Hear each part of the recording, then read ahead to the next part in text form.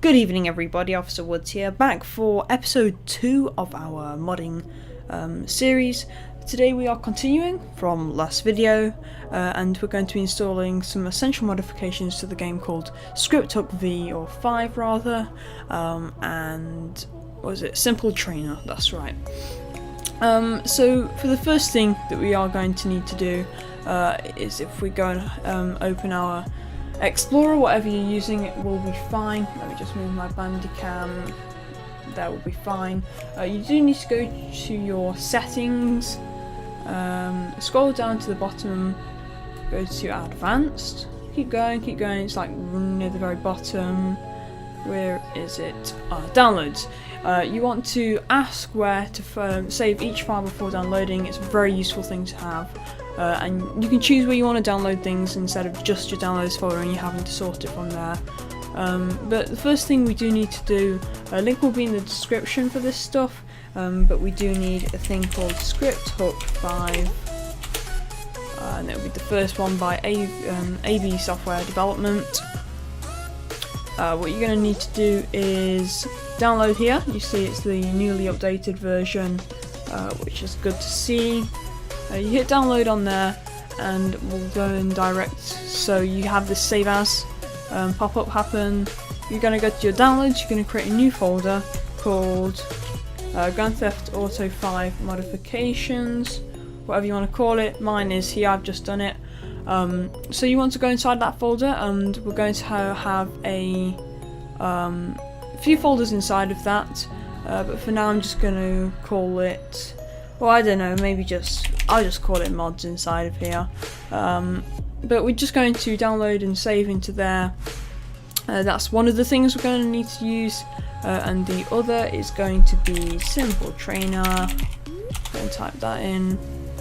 First result again on GTA 5 mods. Hit download on this one.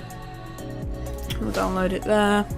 We'll do it in the same place, and I'll just call it Simple Trainer. Sometimes you can get confused with what they're actually called if you just leave them at their original states.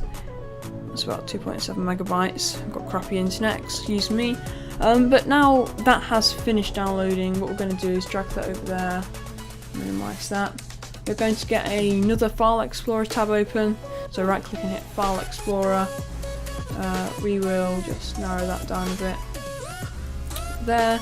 If you go and head over into your downloads, and then your Grand Theft Auto 5 mods, into your mods folder, we've got our 2 files here, and we need to go into our modded. Now you're in just your thing, we go and open Scripthook. Okay, to that, and we'll open the README and see what it says. Where is the README? Here we go. Installation. Copy this DLL file into your game's main folder where GTA5.exe is, which is there. Just need to install Dinput 8 as well. So yeah, it's not too complicated, this install actually. So you need to go to the bin folder. This is most likely where all the files are.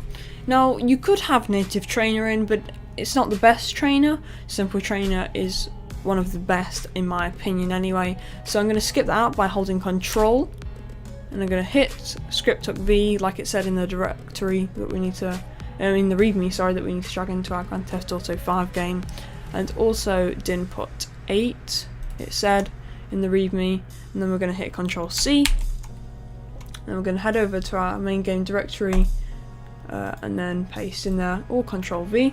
Now those two are in, that's very good to have those in, very essential to the game. But our actual trainer, so the actual mod menu itself, is going to be here.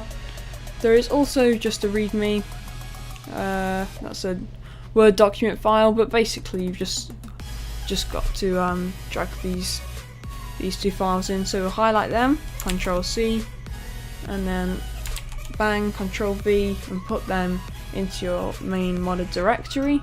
Now we're going to go and launch Steam just after I show you the Trainer V. So you'll have a INI file like it says over here, And this is basically a text file where you can edit things. It's a very useful thing to have. Most modifications will have this because the key bindings can coincide with other modifications. So if you hit like F4 for example, that could open another mod when you don't want it to do that, so they can be colliding as such.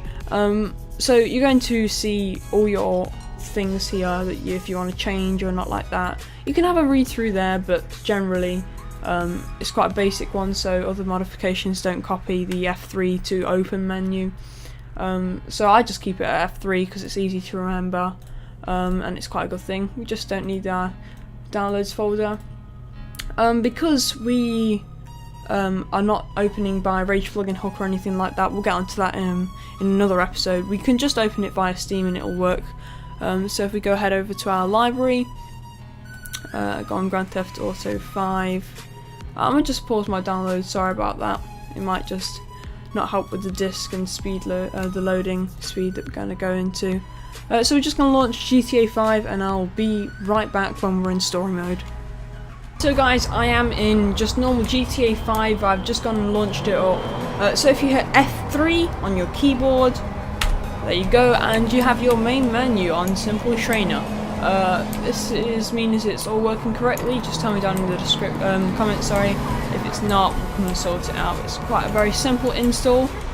Here you can use your numpad, if you have one, to go through all the settings by using the 8 as up, 4 as left, 6 as right, 2 as down, and 0 as back. You can spawn vehicles, so if I go on vehicle spawning, and then spawn vehicle by model name, and I search, I don't know, police, then it will spawn the slot that is under police. There you go. So you can play around with this all you want. There's lots of good things that you can play around with here. You can play with the weather, you can make it cloudy, or you can make it actually really quite horrible, and thunder and rain, change the time to midnight, whatever. You can just play with it, around with it all you want, and it's quite a really good thing to have and very useful. So guys, thanks for watching, hope you enjoyed. If you've got any problems, leave them down in the comments below, but yeah, come and meet me back on episode 3.